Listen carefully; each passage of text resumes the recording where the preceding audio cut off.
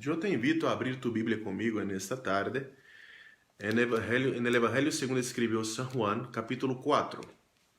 Evangelio de San Juan, capítulo 4, y vamos a leer apenas un verso en esta tarde. Amén. Evangelio según escribió San Juan, capítulo 4, y vamos a leer el verso 26. Gloria a Dios.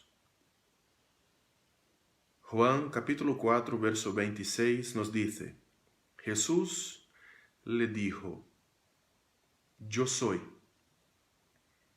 el que habla contigo. Gloria a Dios. Jesús le dijo: yo soy el que habla contigo. Si yo pudiera dar un título a este mensaje de hoy, yo daría este título: el Dios que habla contigo. Si no es demasiado repetir aún para ti mismo, amén, en esa tarde ahí, el Dios que habla contigo. Gloria a Dios. Esa, mis hermanos, es una de las pocas veces en el Evangelio, en los Evangelios, donde Jesús declara quién Él es de manera clara y inequívoca. Y en sus conversaciones, especialmente en esas conversaciones del Evangelio de Juan, ¿no? En estos encuentros transformadores que Cristo tenía con las personas, y mejor dicho, que las personas tenían con Cristo, porque eran ellas que eran verdaderamente transformadas cuando se encontraban con Cristo. En estos encuentros, ¿no? Cristo se va revelando como aquel que es el cumplimiento de la promesa dada por Dios o hecha por Dios por medio de los profetas a su pueblo, ¿no? Él es aquel de quien los profetas hablaron, Cristo, el Mesías. Cuando Él dice, yo soy el que habla contigo, Él está diciendo, yo soy el Mesías, el que habla contigo. Y cuán maravilloso es comprender que Dios ha resuelto hablar con nosotros por medio de Jesucristo. El escritor de los Hebreos nos afirma justamente eso, que Dios antiguamente habló por medio de los profetas, pero en estos últimos tiempos nos ha hablado por medio del Hijo, Jesucristo, que es su imagen, que es su revelación plena y perfecta. Y está interesante que esa revelación de Cristo Jesús no alcanzaba solamente los ambientes teológicamente ortodoxos, ¿no? Como en el caso cuando él habla con Nicodemos. Nicodemos es un hombre, Nicodemos es un judío, Nicodemos es un rabino, Nicodemos es una persona que tenía conocimiento de las escrituras. Nicodemos es esa persona que pertenece a este ambiente del judaísmo ortodoxo, donde y a quien Cristo se revela plenamente. Cristo no se revela solamente a este ambiente, pero también Cristo anda por ambientes y por lugares, por así decir, ¿no? Imperfectos y también podemos decir heterodoxos, ¿no? Gente que no estaba muy acostumbrada digamos, a creer de una manera que de verdad Dios quiso o como Dios se estaba revelando plenamente. Cristo también invade, Cristo de alguna manera visita estos ambientes, ¿no? Como en el caso de los samaritanos. E é muito interessante este interesse de Cristo, não?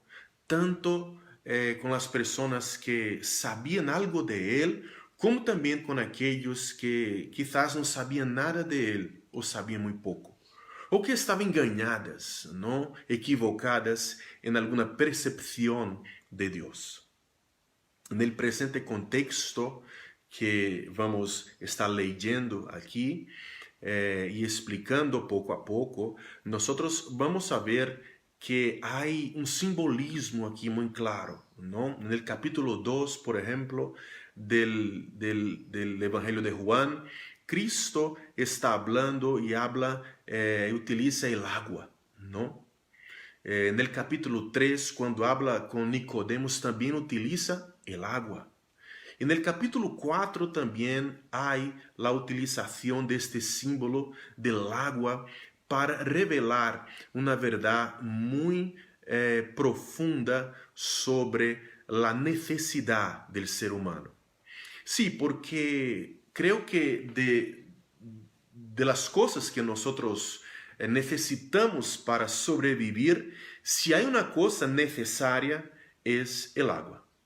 Yo siempre tengo por suelo traer, ¿no?, algunas comparaciones, y yo digo que el agua está en el nivel de las sustancias esenciales. Lo que es esencial es que tú no puedes ignorar, no puedes dejar de tener en tu vida, no puedes dejar de tener en tu casa. E é interessante isso porque el agua é assim.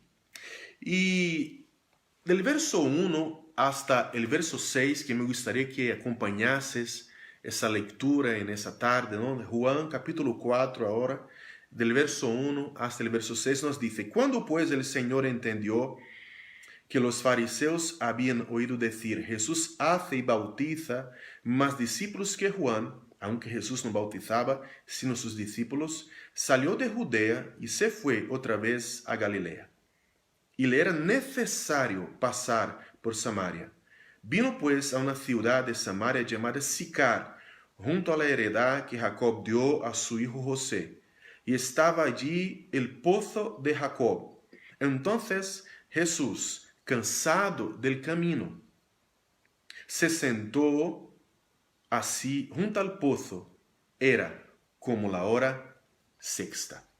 De los versos 1 hasta el verso 6, nosotros podemos entender que Jesús camina hacia Galilea. Y camina hacia Galilea porque los discípulos de Juan el Bautista empiezan a ver que el movimiento de Jesús está creciendo.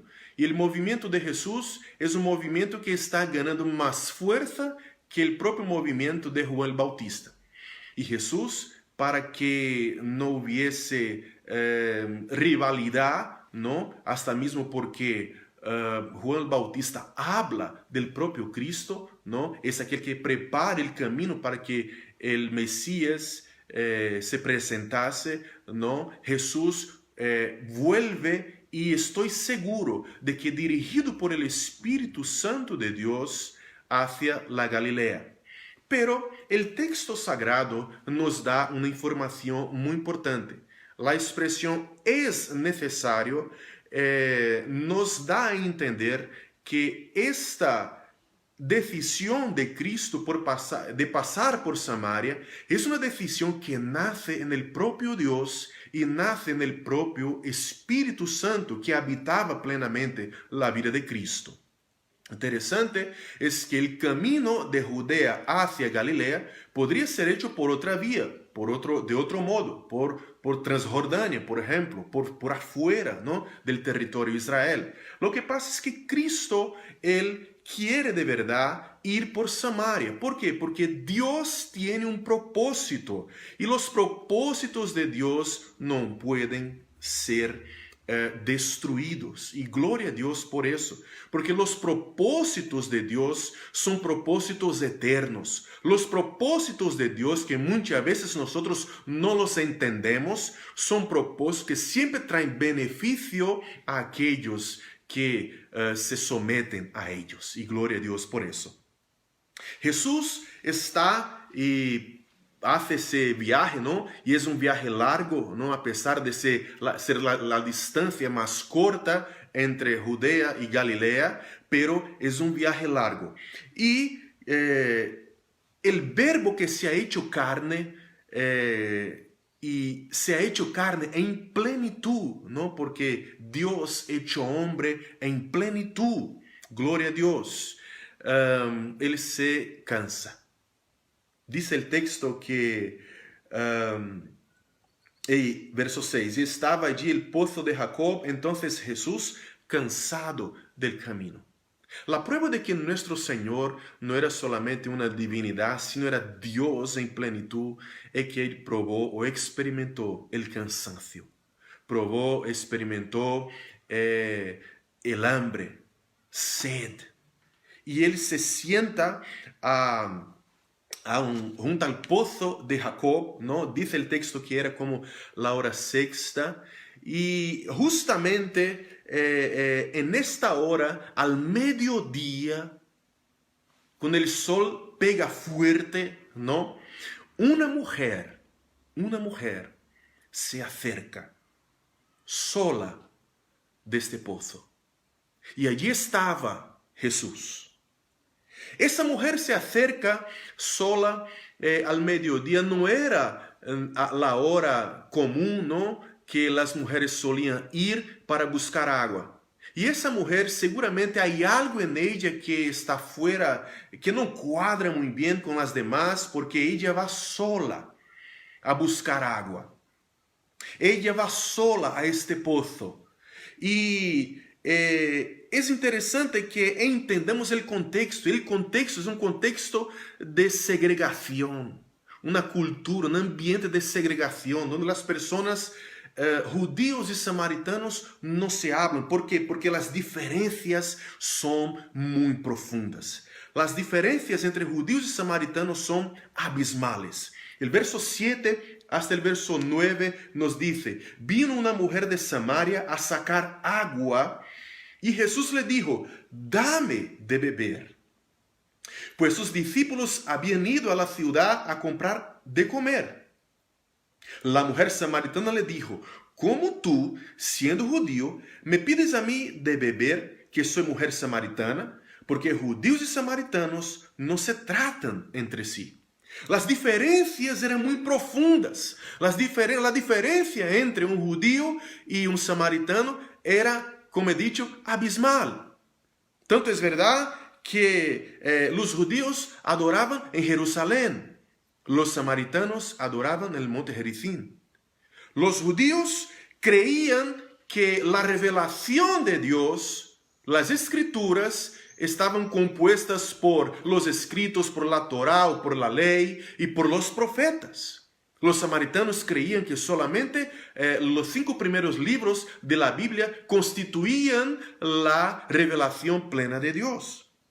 Los rabinos no perdían tiempo hablando con mujeres. Era una diferencia muy fuerte, ¿no? Porque consideraban que las mujeres, principalmente las mujeres samaritanas, no eran dignas de atención y eran mujeres que eran inmundas desde su cuna. Interesante, incluso eso consta en una Mishnah que era un escrito, ¿no?, judío. Las samaritanas como que empezaban sus reglas desde muy pequeñitas. Es claro que eso no es verdad, pero era la manera como los judíos tenían para como que rechazar y para que como enseñar a las personas, a los suyos, ¿no?, que no era interesante que ningún judío se mezclase con un samaritano, especialmente con una mujer samaritana. Y Cristo rompe esta barrera.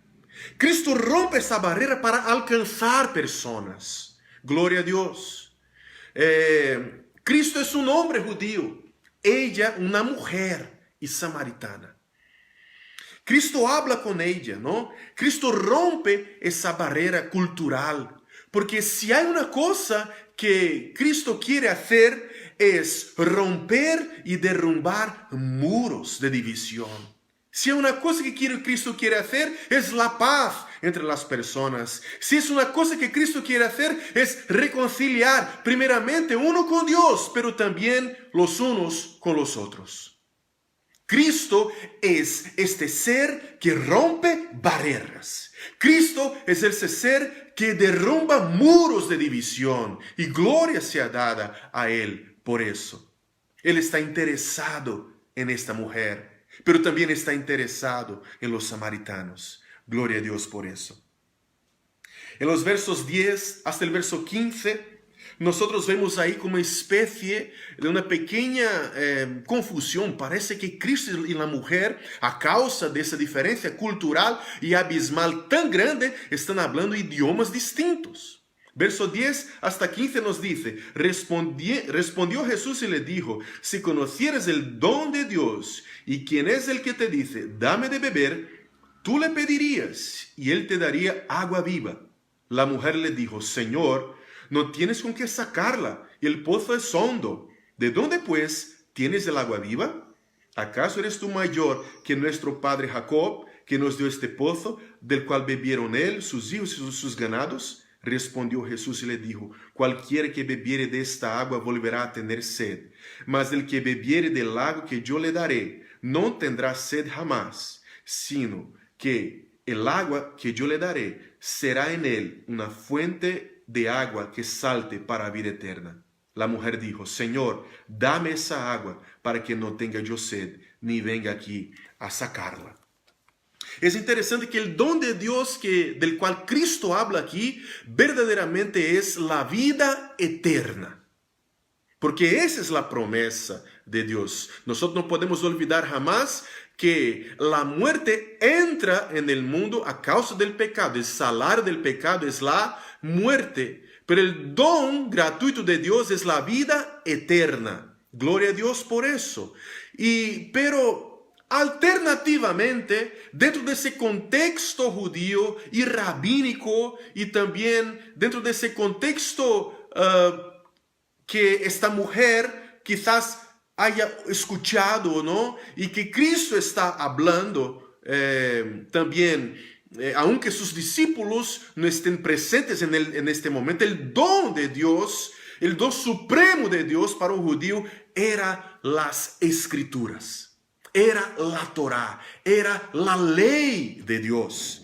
Y es interesante que Cristo está diciendo a ella, si tú conocieras la Torá, si tú conocieras el don de Dios, si tú conocieras las escrituras y conocieras a este que habla contigo en esta hora, tú le pedirías, tú responderías, mujer, o tú reaccionarías, mujer, de una manera distinta, de una manera diferente. Y por eso la expresión que Cristo utiliza es, tú le pedirías y él te daría agua viva. Mis hermanos, yo ya estuve en el desierto. Por gracia de Dios, por providencia, no he pasado sed, pero estuve en el desierto. Y si hay una cosa que he aprendido, el valor del agua. El agua en el desierto es precioso. Y lo que Cristo está diciendo a esa mujer es algo maravilloso. Cristo está diciendo, mira, yo tengo agua mejor que esta que has venido a buscar. El agua que has venido a buscar es agua parada, es agua de pozo. Yo tengo agua viva, yo tengo agua corriente.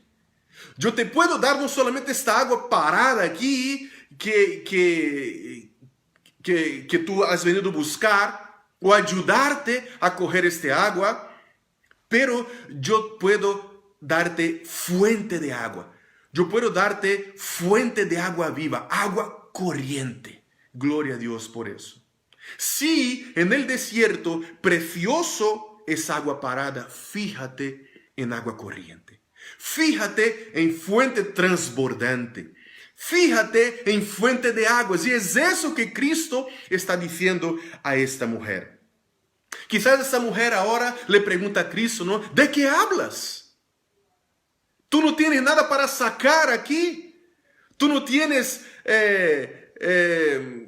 un cacharro sequer, ¿no? Para sacar agua del pozo. No tienes, no lo tienes. Y quieres darme agua corriente, una fuente de agua. ¿Eres tú más grande, más poderoso que nuestro padre Jacob, que nos dio este pozo y que él bebió de él y que sus hijos bebieron y que su ganado ha bebido también? ¿Eres tú más grande que nuestro padre Jacob? Y lo que Cristo sigue, y Cristo no da respuesta a esa pregunta, porque hay una humildad tan grande en Cristo, que Cristo no quiere presentarse más grande que nadie. Hay mucha gente por ahí que quiere presentarse como más grande. Pero Cristo no.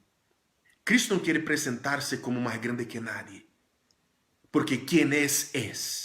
Y no necesita estar diciendo quién es. Gloria a Dios. Cristo se presenta a esa mujer y Él insiste en un lenguaje espiritual. Gloria a Dios. Insiste en un lenguaje espiritual.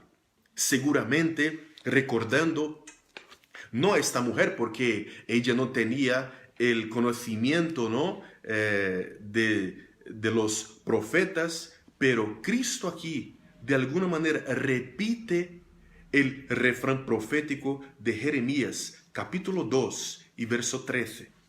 Jeremías capítulo 2, verso 13 nos dice: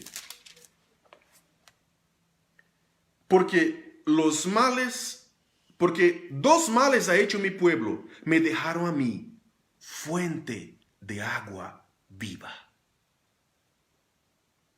Y cavaron para sí cisternas rotas que no retienen agua.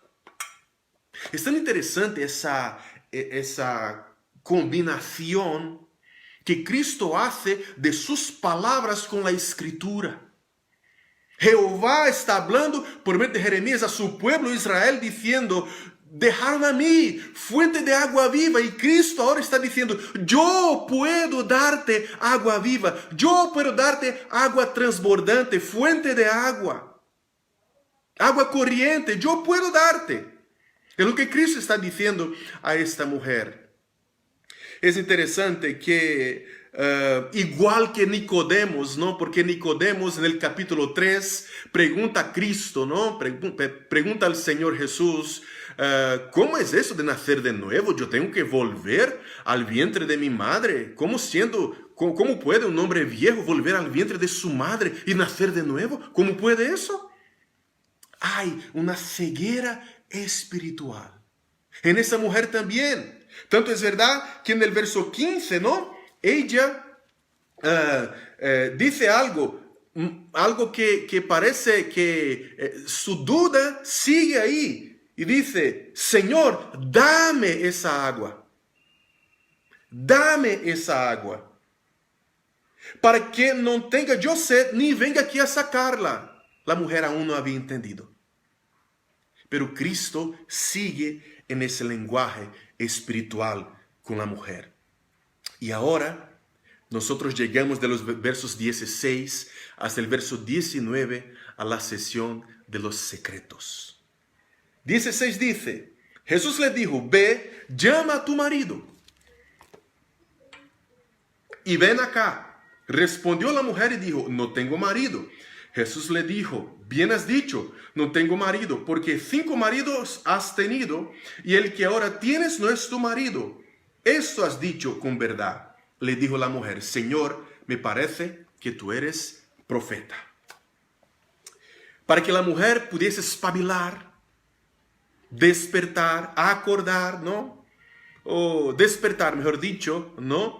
Para que la mujer pudiese despertar de que el lenguaje que Cristo está utilizando es un lenguaje de otro nivel, de un nivel espiritual, y que Cristo no está refiriéndose solamente a una sed física.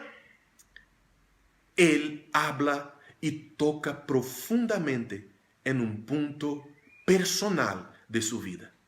Y es lo que Cristo suele hacer con nosotros cuando quiere alcanzar a nosotros. Cristo muchas veces toca nuestras heridas, toca nuestras debilidades. Cristo toca nuestros miedos. Cristo toca nuestras decepciones. Cristo toca nuestro orgullo. Cristo toca tantas cosas en nosotros muchas veces para que nosotros despertemos y entendamos que no somos seres físicos viviendo una realidad espiritual. Somos seres espirituales viviendo una experiencia terrenal y física. Hay una diferencia muy grande entre comprenderse como un ser físico que vive una realidad espiritual y entender que es un ser espiritual viviendo una experiencia física. Tú y yo somos seres espirituales creados a la imagen y semejanza de Dios. Por lo tanto, espirituales en esencia. Y por lo tanto, el lenguaje, eso justifica el lenguaje que Cristo utiliza. Somos espirituales en esencia y necesitamos de un lenguaje espiritual para comprender nuestra realidad y para que podamos incluso vivir esta experiencia terrenal de la mejor manera posible. Y reflejando al Señor Jesucristo. Y respondiendo a Cristo, al Dios Padre, como Él demanda de nosotros. Cristo habla a esta mujer. Y cuando Cristo le dice, ve y llama a tu marido y ven acá, la mujer se desploma. La mujer se desploma. Y se desploma de una tal manera que ella es verdadera.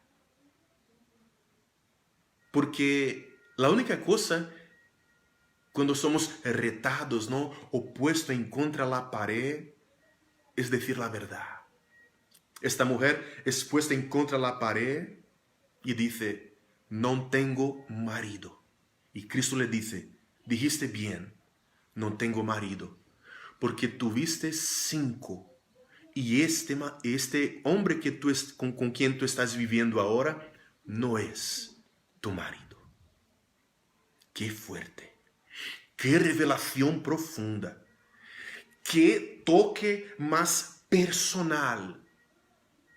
Cuando Cristo quiere salvar a nosotros, Él nos toca de manera personal.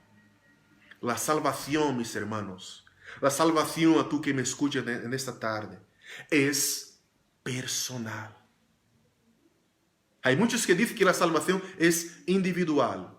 Los entiendo, pero me voy un poco más allá. La salvación es personal. Porque algo individual es algo que uno puede utilizar. Por ejemplo, mi camisa, esta con la cual estoy ahora, otro hombre puede utilizarla. Es un artículo individual. Pero mi ropa interior es personal, porque solamente yo la utilizo. Salvación es más que individual, es personal. Por eso Cristo rompe barreras, porque Cristo quiere salvar las personas y les habla de manera personal, les habla de manera íntima, les habla de manera poderosa. Esta mujer sintió el toque de Cristo. Y en la cultura judía, tener 3 maridos ya era algo demasiado.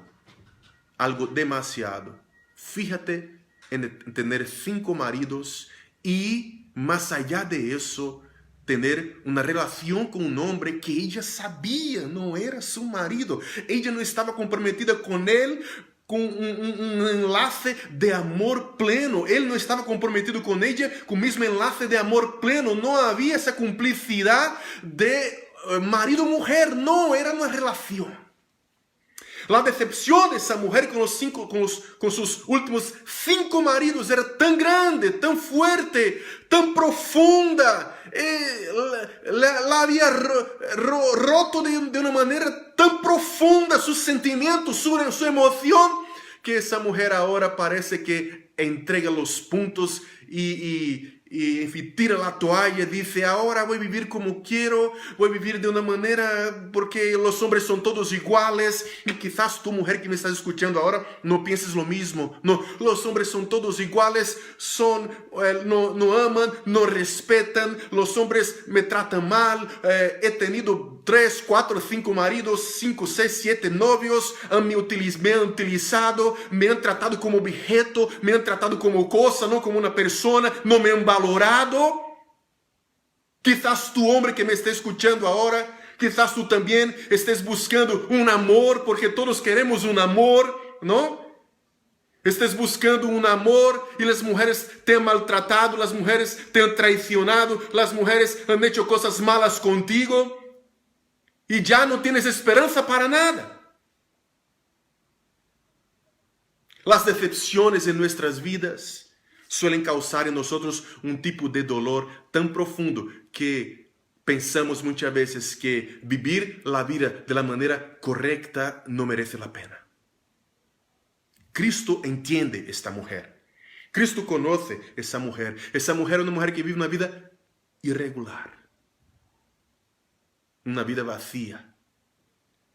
Entonces, después que Cristo habla a esta mujer de eso, sobre la situación de su vida, esta mujer reconoce una cosa. Tú eres profeta. Me parece que tú eres profeta. Verso 19. Me parece que tú eres profeta. Interesante. Los samaritanos creían que el Mesías vendría. Llamaba el Mesías de Taeb. El Taeb. El Taeb sería el segundo Moisés, ¿no? Deuteronomio capítulo 34, verso 10. Habla del segundo Moisés, no, mejor dicho, habla de que sería de alguna manera importante que se levantase un segundo Moisés. Deuteronomio 34, 10. Y nunca más se levantó profeta en Israel como Moisés, a quien haya conocido Jehová cara a cara. Los samaritanos esperaban el segundo Moisés, el Taeb. Era su Mesías. Esperaban esto. Muy probablemente esa mujer está diciendo, parece que eres el Taeb, su Mesías. Porque estás profetizando mi vida. Tú estás hablando de mí. Tú estás hablando mis circunstancias.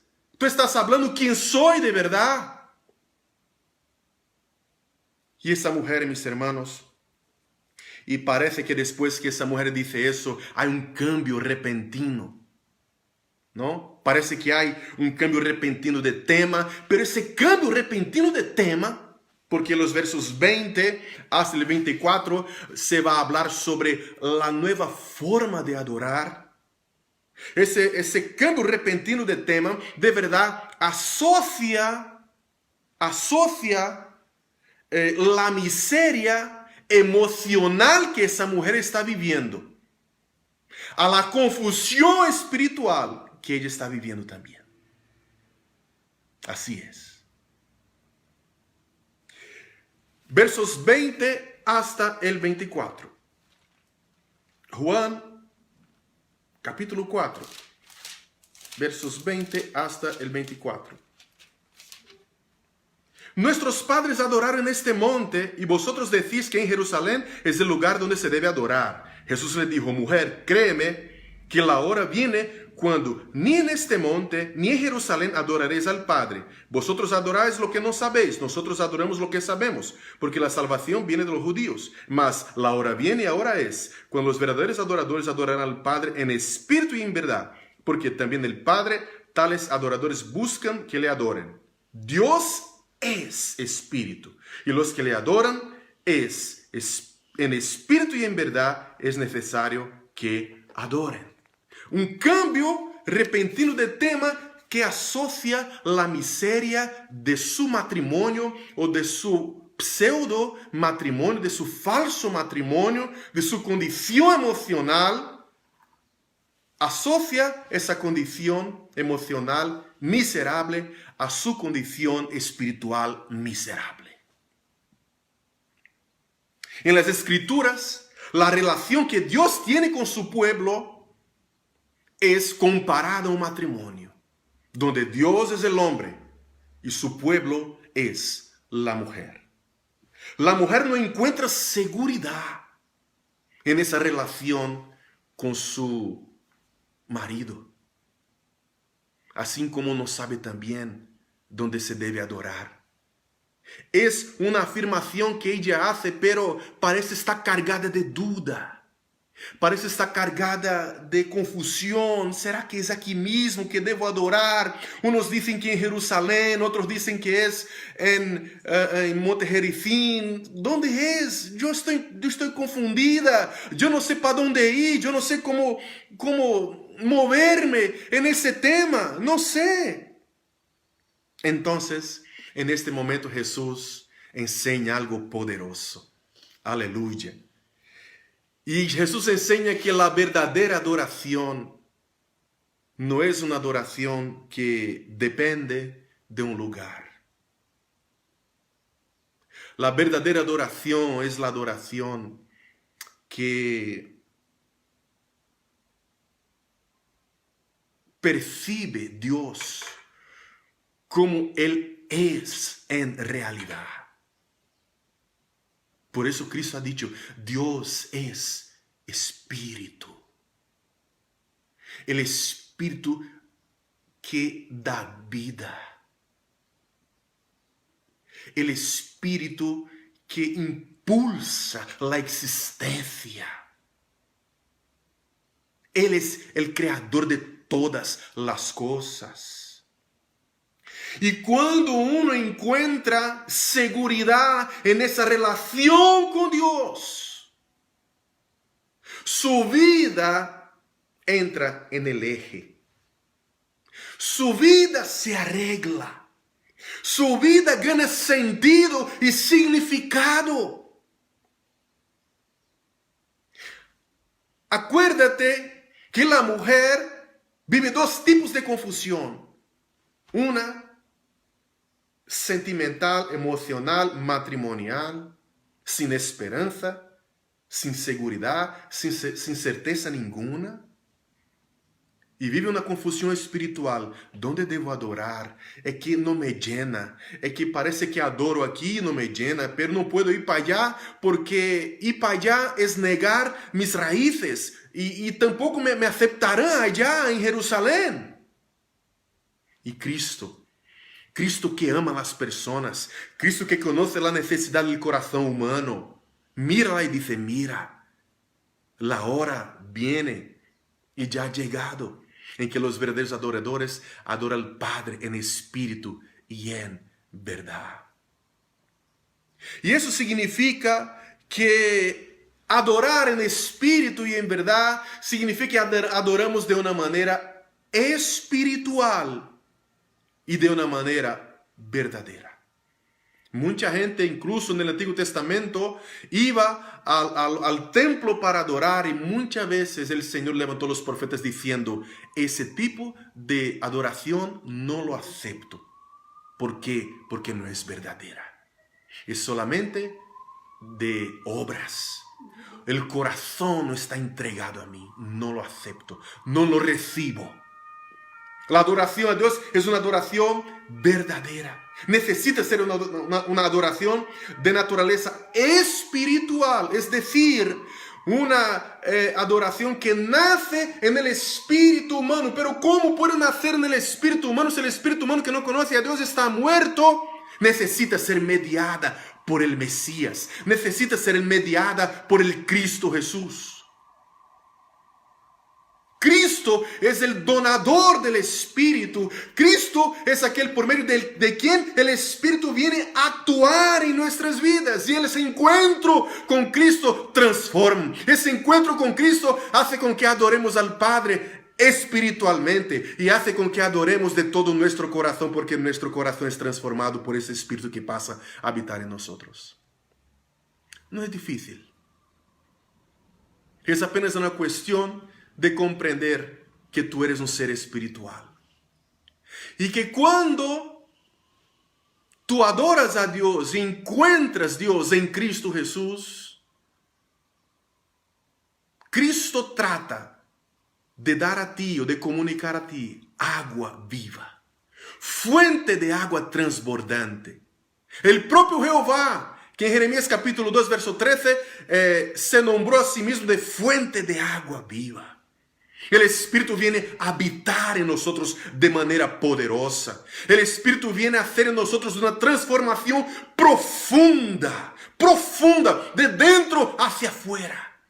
De modo que nuestras actitudes ahora son marcadas por el guía, por la guía de este Espíritu que habita en nosotros. Eso se llama vida eterna, el don de Dios. Versos 25 y 26, y aquí concluimos, nos dice, le dijo la mujer, sé que ha de venir el Mesías llamado el Cristo, cuando Él venga nos declarará todas las cosas. Y eso que Cristo le dice me encanta. La mujer parece que está impactada, pero aún tengo dudas. ¿Será que ese hombre es de verdad el Mesías? ¿Será que Él es el Mesías? O el Mesías vendrá y cuando él venga nos explicará, nos declarará todas las cosas. Y Cristo con una sencillez, Cristo con una dulzura, con un amor tan grande, le dice, yo soy el que habla contigo. Yo soy el que habla contigo. Cristo está diciendo, yo estoy aquí a tu lado. Yo he experimentado la relación perfecta con el Padre y puedo decirte de verdad,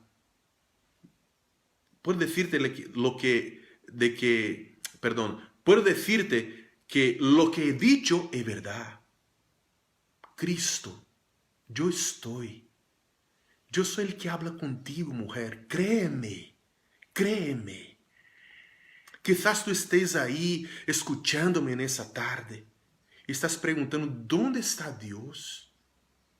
¿Dónde está Dios? ¿Dónde está el Señor?